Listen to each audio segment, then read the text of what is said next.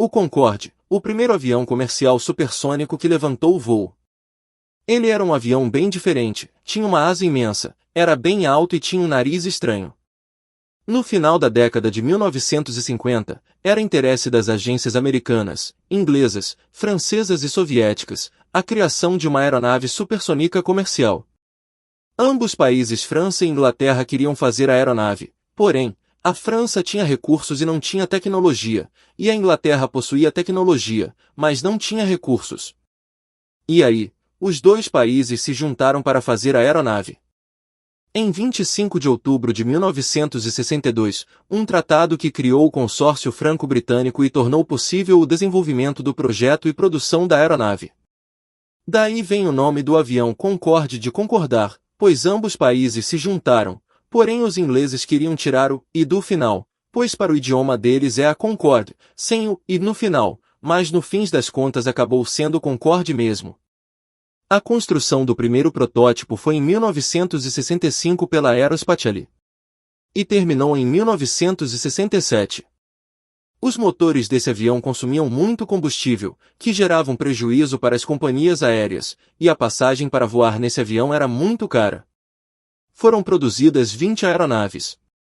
Esse avião chegava a Mach 2, que é 2.200 km por hora, ou seja, 2 vezes a velocidade do som.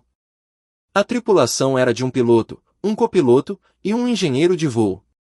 Ele era um quadrimotor com 4 motores turbojatos de pós-combustão Rolls-Royce Snecmo Olympus 593 MK610. A força de seus motores eram de 17.233 kgfm. Apenas as companhias aéreas British Airways e Air France fizeram voos comerciais com esses aviões.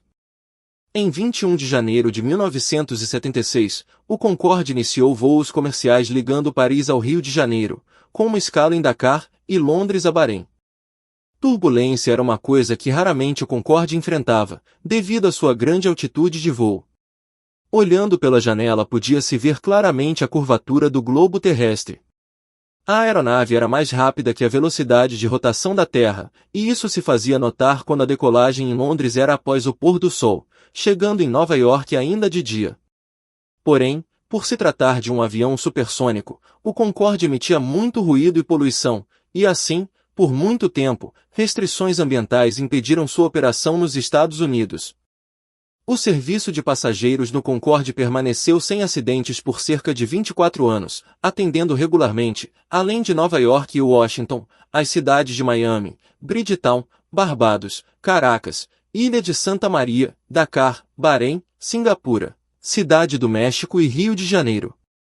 Ao longo destes anos, o avião rodou o mundo nas 2 direções, visitando todos os continentes, exceto a Antártica. Voar no Concorde era uma experiência única. Tendo uma velocidade de cruzeiro em torno de 2,5 vezes a de qualquer aeronave de passageiros, 1.150 nós, que são 2.130 km por hora, contra 450 nós que são 833 km por hora. De então, sendo 1.292 nós que são 2.390 km por hora, o recorde em 19 de dezembro de 1985. Naquela data, a aeronave realizou um feito memorável. Um Concorde e um Boeing 747 da Air France decolaram ao mesmo tempo, o Concorde de Boston e o Boeing 747 de Paris. O Concorde chegou em Paris, ficou 1 hora no solo e retornou a Boston, pousando 11 minutos antes do Boeing 747. Como o Concorde tinha um nariz muito longo e comprido, o piloto podia baixar o nariz do avião ao taxiar, decolar, aproximar e pousar, senão o piloto não ia ver, né?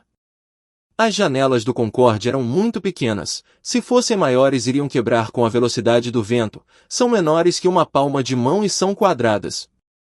Seu comprimento era de 61,65 metros. Sua envergadura era 25,6 metros. Sua altura era 12,2 metros. Sua quantidade de assentos era 110 poltronas.